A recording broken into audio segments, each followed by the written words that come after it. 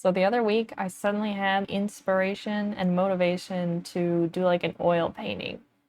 I just kind of like grabbed the quickest reference I could find. I think I just like Googled like flower vase still life. Okay, the first thing I did is the canvas was all white and I was gonna start sketching and then it hit me. I was like, we never do this, Emma. We've learned not to do this because I am terrified of a blank canvas. So I just grabbed like a brush that had like variation in like hues and I just kind of like really roughly guesstimated like the grayish color of the background.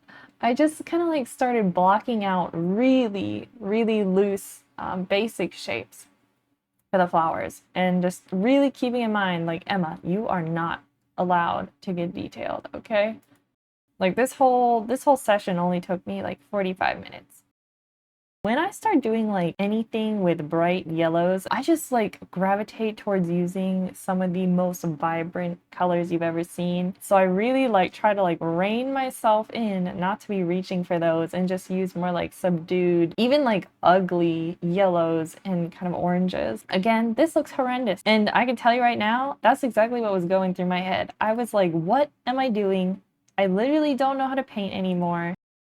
And I was kind of thinking back to a watercolor class I had taken, and my teacher would always tell me to use the negative shapes, essentially draw with your paint. It's kind of what I did here, where I stuck in like darker color shades behind the lighter yellows, and I just sort of, I always imagine it like sculpting. I started like sculpting out what I was seeing. I just slowly started adding in more details after I was blocking. And one thing I kept in mind too, in the shadows, found myself reaching for some really just brown colors, and it was not very lifelike. It was pretty tragic. So immediately I was like, okay, started pulling out some like reds and like red brown, just really like rusty type brown orange colors to just kind of bring like more life to the shaded areas.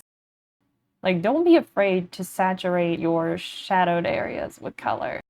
And after I had gotten in a good base on the flowers, I did more negative painting, but with a lighter shade, just to kind of like help the flowers pop forward because I realized I had made the background too dark.